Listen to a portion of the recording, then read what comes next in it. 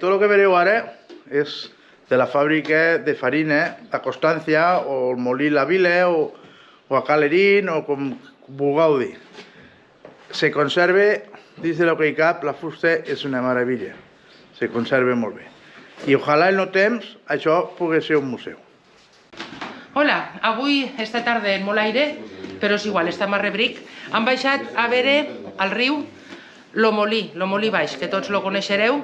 Ja sabeu que està una mica destartalat, però mos hem calat a dins per poder veure totes les màquines i ara tot les explicarem. També, a part de molí baix, que tots lo coneixem així, eren harinas La Constància, per si algú no ho coneixia. Ara tots mostrarem tot el que hem vist per ací. A veure, Chen, anem a començar pel principi.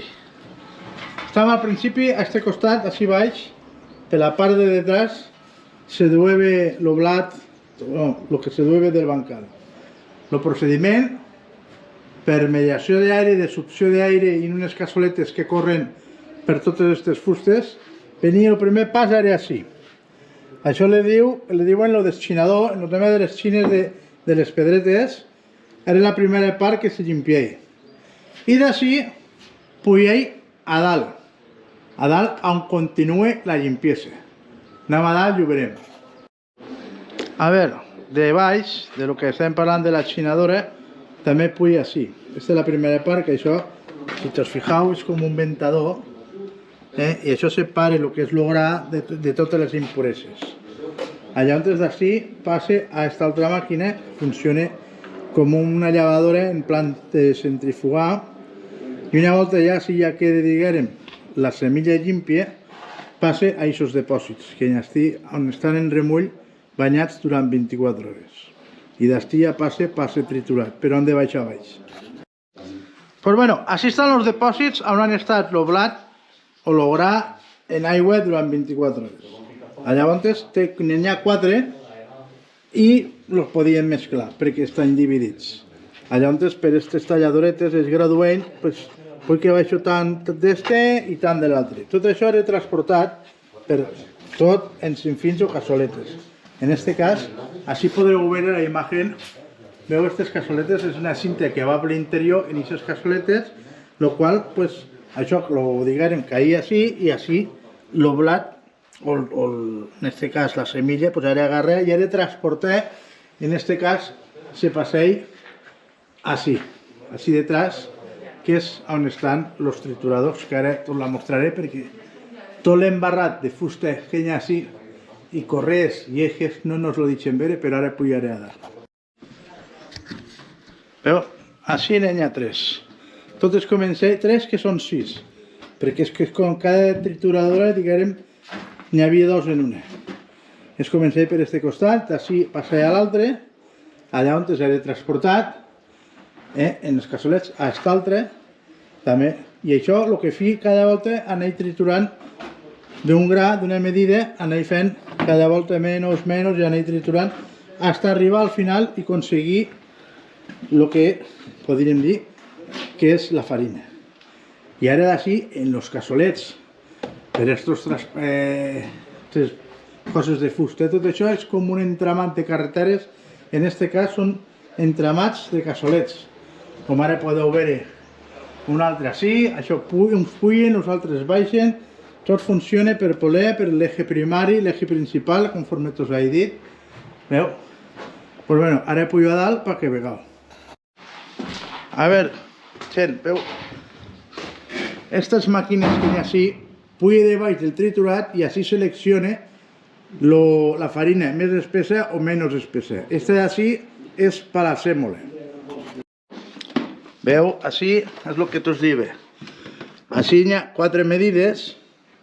Aquestes màquines trien el gruix de la farina que sigui més espessa o més fina. I la que tenim allà és per a la sèmola. Com veu, tot funciona per entramats, per aquests canals, puja, baixa la farina. Així és farina que ja puja des de baix del triturat. A veure, aquestes són, ara ho veureu millor. Així és on la farina se fa més espessa o menys espessa. I l'altra màquina, la que fa la sèmola. I així podeu veure, veus, tot l'entramat que passa d'estos tubos en els cassolets per transportar la farina. En este cas, així ja és farina, que és la que puja des de baix, que puja de baix ja trituré, puja així i així se selecciona. I d'ací ja baixa a baix on s'ensaque, que ara ho anirem a veure. Esta màquina, que se m'ha oblidat abans dir-ho, això és per limpiar, igual que fa el procediment de limpiar, això és per aire, per succió, limpia tota la matèria que no és gra, abans de passar a estar en remull en aigua 24 hores. Això m'ho havia deixat de dir abans, ja ho dic ara. Una altra cosa, aquesta màquina és com un compressor per fer aire, per generar aire en estos pulmons. Estos tubos, això és com si fos com uns pulmons que s'unflen per fer succió, diguem, per xupar les impureses i això, com aquell que xupa, més de bufar, xupa, fa absorció. Una altra cosa curiosa, aquí hi ha un motor elèctric perquè tots sabem que funciona per la turbina de l'aigua, però si les torneig eren molt llargues, al final necessitem ajuda d'este motor. Este motor se juntava a l'eje primari, que este eje primari és el que ve des de baix, i era una manera de tindre més hores de treball.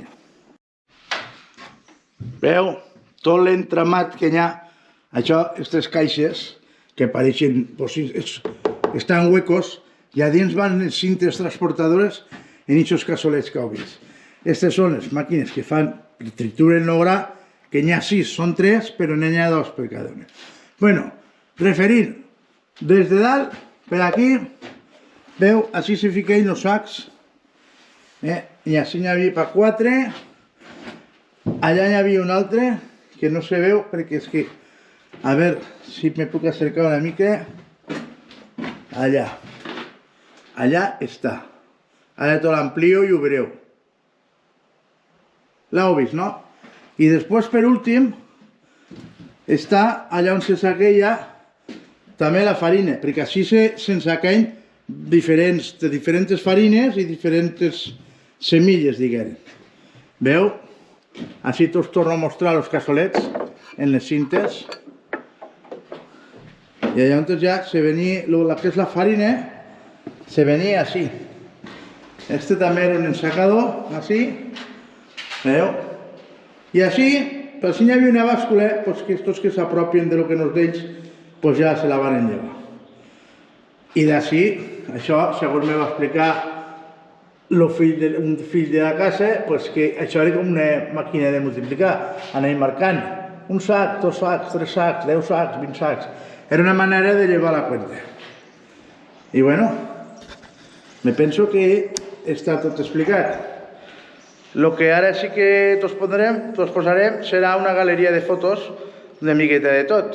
Aguardo que t'os hagi agradat este vídeo i, com sempre, acordeu-vos de subscriure-vos i apoyar el canal. Adiós i hasta el pròxim vídeo.